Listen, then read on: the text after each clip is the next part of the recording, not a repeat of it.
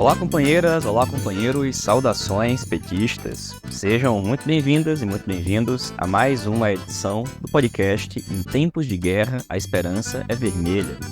Hoje é sexta-feira, dia 26 de julho. Eu sou o Patrick e toco a conversa junto com vocês.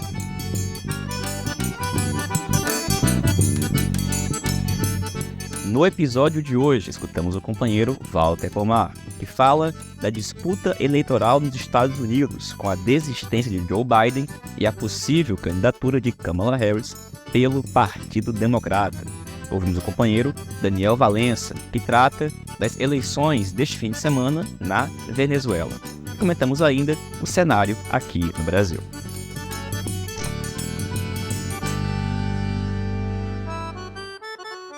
E pessoal, começamos a edição de hoje aqui do podcast fazendo uma importante referência e registro em relação ao dia de hoje, dia 26 de julho, data que marca o aniversário da invasão ao quartel Moncada, em 1953, em Cuba, na cidade de Santiago.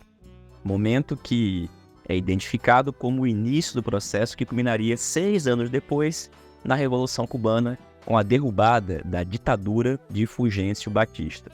Aquele movimento do assalto ao quartel Moncada, capitaneado, liderado por Fidel Castro, foi fundamental para o êxito da Revolução Cubana que viria alguns anos depois. O movimento 26 de julho, que deu seguimento à combatividade e organização do povo cubano, até hoje é considerado decisivo para a construção da experiência socialista em Cuba, para a formação de gerações e mais gerações de combatentes e de cubanos e cubanas que seguem defendendo o triunfo da Revolução. Que nós façamos aqui todas as homenagens àqueles que tombaram no assalto ao quartel Moncada e ao êxito daqueles que conseguiram derrotar uma ditadura e implantar em Cuba um governo junto com o povo cubano, um governo de dificuldades, de muita luta, muita resistência, mas que certamente carrega ainda sonhos e esperanças no presente e para o futuro. Viva o dia 26 de julho. E pessoal, feito esse importante registro, lembrando que no último dia 19 de julho, também na última sexta-feira, nós tivemos a data que marca o processo revolucionário da Revolução Sandinista na Nicarágua, a gente fala um pouco da situação aqui no Brasil. 26 de julho, e há uma semana teve início o processo de realização das convenções eleitorais nos municípios. Até o próximo dia 5 de agosto, em todo o país, são definidas as chapas que vão disputar as eleições municipais. E o fato é que, para nós, PT, da esquerda brasileira, os alertas todos precisam estar ligados no máximo. Estamos num ambiente de indefinições e em diversos locais a situação não é fácil. Pelo contrário, é uma eleição muito, mas muito difícil. É uma eleição que em alguns lugares vai ser muito polarizada e que é preciso que a gente tenha todo o engajamento possível para que as forças do campo democrático popular, de esquerda, mas principalmente do PT, obtenham vitórias. Vitórias eleitorais, vitórias políticas que permitam acumular forças. Afinal de contas, na edição anterior aqui do podcast, nós fizemos um informe da reunião do Diretório Nacional do PT. E como a resolução aprovada, infelizmente, não municia a militância e não arma o conjunto do partido para enfrentar essas eleições. Portanto, façamos nós aquilo que puder ser feito. Travemos todas as boas e necessárias disputas para que o PT tenha candidaturas competitivas na maior quantidade possível de cidades. Temos que comprar boas brigas. Não pode prevalecer entre nós, nesse momento, a posição de fazer maus acordos, às vezes pela mera conta pragmática e eleitoral, em detrimento de irmos para a disputa eleitoral fazer um debate político com a sociedade. Muita gente disse na última reunião do diretório que o problema, hoje, no Congresso Nacional, é a correlação de forças. É o fato de que nós não temos, nesse momento, um ambiente favorável para avançar com uma pauta de esquerda, e a gente fica refém de Arthur Lira. Tem que mudar a correlação de forças. Pois é, para mudar a correlação de forças, algo tem que ser feito. Um enfrentamento precisa ser realizado. E as eleições municipais são decisivas, porque além de ter um impacto direto na vida das pessoas, também possui um impacto mais para frente nas eleições de 2026. Um impacto eleitoral, mas tem um impacto político muito grande. Nós temos que agir para tentar influenciar e mudar a correlação de forças. E as eleições de 2024, as eleições municipais, são uma batalha a ser travada nesta grande guerra que a gente tem travado contra a extrema-direita, mas também contra a direita neoliberal, tradicional, que é uma adversária a ser derrotada, que não é aliada, que não vai se tornar aliada e que, se muita gente continuar se enganando com isso, vai acabar contribuindo para uma derrota política e eleitoral agora e talvez depois. Fiquemos muito atentos e que nós continuemos, quem puder, participando dos processos de convenções, tentando influenciar ao máximo o debate político pela esquerda. E por falar em influenciar o debate político, se tem uma coisa que está influenciando muito as coisas nesse momento, são as eleições dos Estados Unidos e as suas reviravoltas. Nas últimas 2 semanas, o atentado contra Donald Trump criou um ambiente nos Estados Unidos que, mais recentemente, foi talvez alterado pela desistência de Joe Biden e a possibilidade de Kamala Harris, a atual vice-presidenta, ser a candidata democrata. Para falar um pouco do cenário nos Estados Unidos e das suas perspectivas, a gente convidou o companheiro Walter Pomar para falar sobre o assunto. Olá, Patrick. Olá, ouvintes do podcast, comandado pelo Patrick Campos Araújo. Pois é, Patrick, os Estados Unidos estão em transe. Tivemos o governo Trump, tivemos o ataque ao Capitólio, tivemos os processos judiciais contra Trump e também contra a família de Biden. Mais recentemente, o atentado contra Donald Trump, a renúncia de Biden e a assunção de Kamala Harris como candidata à presidência dos Estados Unidos. Bom, o fato dos Estados Unidos estarem vivendo uma imensa crise é algo que temos que acompanhar com muita atenção. E nos interessa que os Estados Unidos deixem de ser a potência hegemônica do mundo. Porém, entre nós, há muita gente que vem se posicionando de maneira confusa ou simplesmente errada. É o caso, por exemplo, do Partido da Causa Operária, que está roçando o alambrado, quase declarando apoio ao Trump nas eleições. Eles consideram que o Trump é uma candidatura confusa e reúne desde supremacistas até setores da classe operária dos Estados Unidos. Mas não é só o PCO que adota posições confusas, para ser gentil, ou criminosas, para ser mais preciso, nesse debate sobre os Estados Unidos. Há também, do outro lado, quem esteja declarando apoio entusiasmado à candidatura de Kamala Harris. Teve o caso de um ministro de um certo país sul-americano, muito conhecido nosso, ministro da área agrária, que ficou tão entusiasmado, mas tão entusiasmado com a Kamala Harris, que divulgou uma postagem ao som do hino dos Estados Unidos, o que, além de mau gosto, revela uma postura um pouquinho vira-lata, digamos assim. Bom, o que explica tanto entusiasmo com a Kamala Harris? Em alguns casos, trata-se do fato de ser uma mulher negra disputando. Se ela ganhar as eleições, será a primeira presidenta dos Estados Unidos e a primeira presidenta negra dos Estados Unidos. Seguramente, esse é um motivo que leva algumas pessoas a se entusiasmarem com Kamala Harris. É uma espécie de soma do entusiasmo que alguns já tiveram no passado com a Hillary Clinton e que outros já tiveram no passado com o Obama. A Hillary Clinton não chegou à presidência, mas quando ocupou um alto posto no governo Obama, demonstrou que é alguém do lado de lá. Não é progressista coisa nenhuma. Faz parte dos falcões, faz parte dos militaristas, faz parte da turma do Pentágono.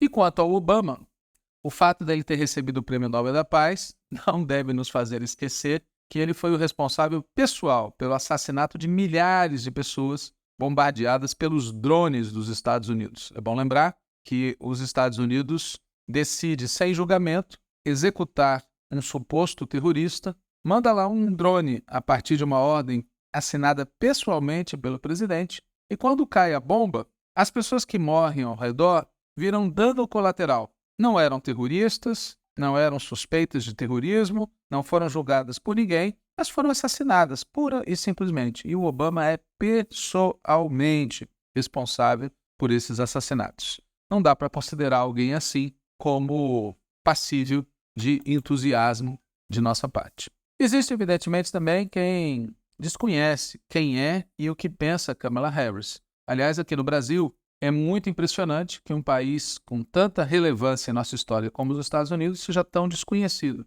Kamala Harris tem uma trajetória muito punitivista, muito conservadora, muito anti-imigrantes, muito alinhada com o lobby pró-Israel, muito do lado dos falcões, ou seja, dos setores mais militaristas do Partido Democrata. Não dá para considerar essa pessoa como uma pessoa progressista, democrata e muito menos de esquerda. Claro que na política estadunidense, o termo esquerda é utilizado para designar os liberais. E no atual momento da política estadunidense, o termo esquerda é utilizado pelos republicanos trumpistas para se referir a qualquer um que não seja supremacista, que não seja racista, que não seja misógino. Para eles, o mundo é composto por eles e pela esquerda, a tal ponto que o Trump se referiu recentemente a Kamala Harris como lunática radical de esquerda. A parte do lunática é porque o Trump é um misógino.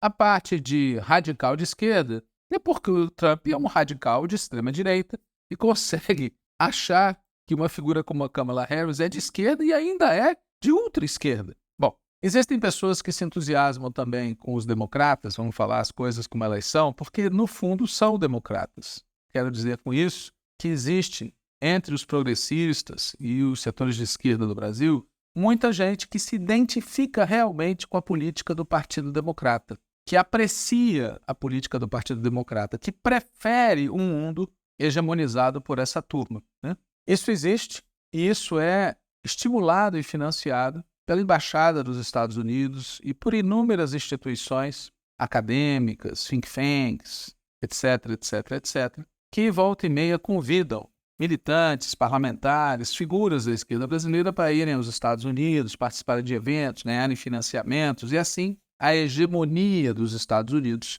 vai se perpetuando. Claro que há também os vira-latas, óbvio, aqueles que abanam o rabo sempre que os Estados Unidos vai para cá ou vai para lá, mas o que realmente explica, na minha opinião, o fato de muita gente ter ficado entusiasmado com a indicação da Kamala Harris é o medo. Medo. Tem muita gente com medo acerca das decorrências de uma vitória do Trump, em particular aqui no nosso Brasil, né? E o fato é que, até o momento em que Biden renunciou, o Trump vinha parecendo ser impossível de derrotar. E depois que Biden renunciou, depois que Kamala Harris foi nomeada a candidata, parece haver uma chance de Trump ser derrotado.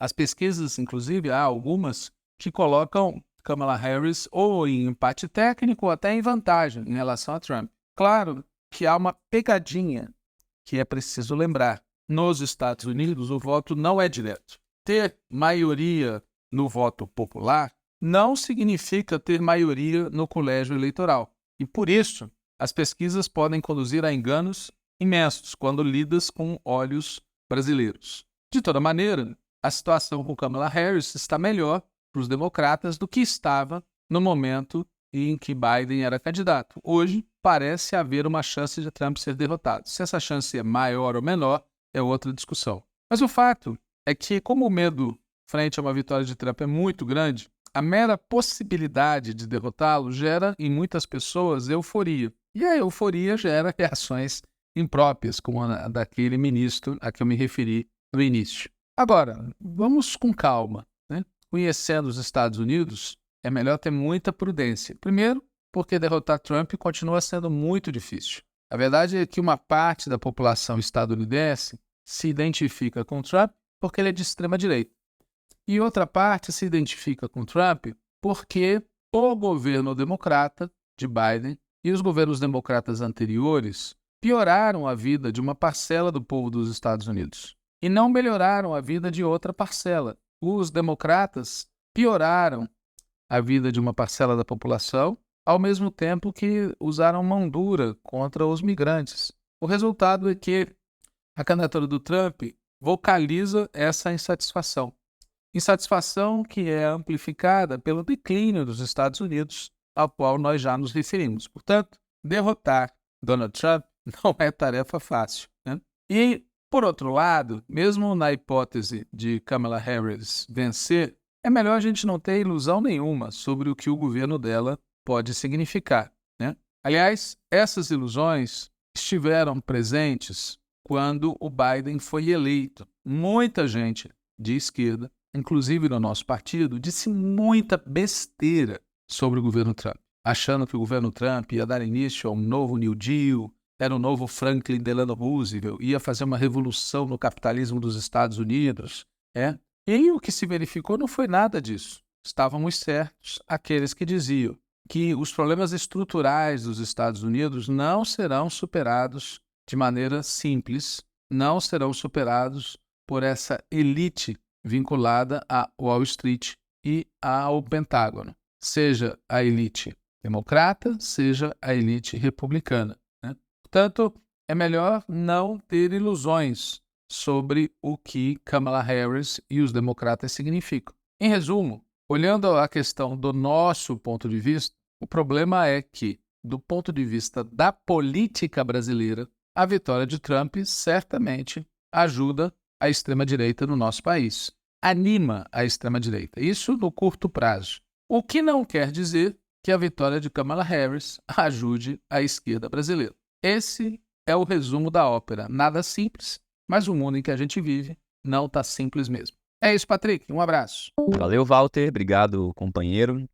E, gente, além das eleições dos Estados Unidos, agora, neste fim de semana, nós temos eleições muito importantes aqui no nosso continente, na Venezuela. Pois é, o povo venezuelano vai às urnas esse domingo e, para falar desse assunto, nós convidamos o nosso companheiro Daniel Valença. O Daniel, que é professor no Rio Grande do Norte e atualmente exerce o mandato de vereador na capital natal. Daniel, que a gente escuta a partir de agora. Olá, Patrick. Olá, ouvintes do podcast Em Tempos de Guerra, Esperança Vermelha. Olha, Patrick, nesse domingo se joga a sorte da América Latina em território venezuelano. Sem dúvida alguma que uma vitória de Maduro mantém a atual correlação de forças, indicando a prevalência à esquerda, e uma vitória da oposição, junto com a atual realidade da Argentina, levam para uma perspectiva de retorno da região para a direita neoliberal. A tendência, porém, é novamente vitória de Maduro, que encerrou a sua campanha com um comício com 300 mil pessoas lotando as ruas de Caracas. E, na realidade, é algo que há 2 décadas acontece na Venezuela e não decorre de fraude eleitoral, nem de fraude do sistema, nem de perseguição à oposição. Decorre desde a eleição de Hugo Chávez em 98, termos tido um conjunto de mudanças que realmente alterou profundamente a vida das pessoas e as inúmeras tentativas de golpe, pressão norte-americana, que incide com sanções inexplicáveis, tá? E que literalmente leva a economia venezuelana a estar totalmente sufocada. Mesmo tudo isto não conseguiu suspender o processo em curso, a denominada Revolução Bolivariana. Vale lembrar que a Venezuela, em seu período neoliberal no século passado, teve uma matança de dezenas de pessoas, um episódio chamado de Caracas, quando populares se sublevaram em relação a medidas neoliberais e as elites do país, não acostumadas à mobilização ou então acostumadas a não valorizar a vida da classe trabalhadora, promoveu uma matança. No momento posterior, Hugo Chávez ele consegue canalizar toda essa energia que estava adormecida, leva ao processo eleitoral e vem consigo fazer o processo constituinte, também a nacionalização do petróleo, colocando a PDVSA a serviço dos interesses nacionais e não norte-americanos, e com essa mudança em termos de lógica estatal política e mudanças em termos econômicos, conseguiu então propor acesso a direitos, um modelo de organização popular comunal, especialmente em Caracas e, enfim, nas grandes periferias, que torna a revolução muito difícil de ser batida, né? Chávez alterou profundamente as Forças Armadas após a tentativa de golpe de Estado em 2002, aquela que à época foi comemorada pela Veja e destruída com 3 dias do início, né, da tentativa do golpe. Chávez, a partir da Constituinte, mudou o Poder Judiciário de maneira extraordinária e, sem dúvida alguma, o sistema eleitoral, fazendo com que o poder legislativo e executivo do país tenham muito mais cara de povo do que a maioria dos países latino-americanos. A oposição, sim, tem bons resultados eleitorais, ganha alguns estados, algumas capitais, e em 2015 saiu vitoriosa para o Legislativo Nacional. Acontece que esta oposição poderia ter feito um combate firme à gestão Maduro e levado a uma derrota eleitoral na eleição presidencial seguinte. E o que essa oposição escolheu fazer foi uma tentativa de golpe de Estado branda, né? Criando um governo paralelo de Juan Guaidó, e que durante esse período o país ficou aí marcado por invasões mercenárias, por tentativas de assassinato de Maduro, enfim, por um conjunto de violências que de um lado não levou à derrocada de Maduro e de outro lado, de maneira alguma, fortaleceu esse polo da oposição. Ao contrário, o que mais se tem atualmente são denúncias de malversação de recursos por parte desta oposição. E acontece que a Revolução e Maduro sobreviveram, tanto ao governo paralelo de Guaidó, quanto às sanções, quanto à apropriação indébita do patrimônio venezuelano no exterior, quanto também à própria pandemia. E nesse último período tem conseguido, aos poucos, melhorar economicamente, transformar isto em mais políticas sociais. E é por tudo isto que a gente acredita que neste domingo, uma vez mais, a Venezuela se encontrará nas urnas e o fez para eleições presidenciais, eleições locais, para plebiscitos, para referendos e, novamente, as forças populares deverão sair-se vitoriosas. É isso, Patrick. Forte abraço. Valeu, Daniel. Obrigado, companheiro. Pessoal, as eleições na Venezuela são muito, mas muito importantes. Precisam ser acompanhadas também por todos nós. Em especial porque tem muita confusão, inclusive de gente do PT, de gente de esquerda, em relação ao que está acontecendo lá. Que nós saibamos o que é fundamental, toda a solidariedade à Revolução Bolivariana e que nós possamos atravessar juntos esse momento. E já fica aqui o convite para quem puder nos acompanhar na próxima semana, na segunda-feira, 19 horas, tem a edição do programa Antivírus, onde a gente vai comentar também o resultado das eleições na Venezuela. A gente se encontra na próxima semana. Saudações petistas e até mais.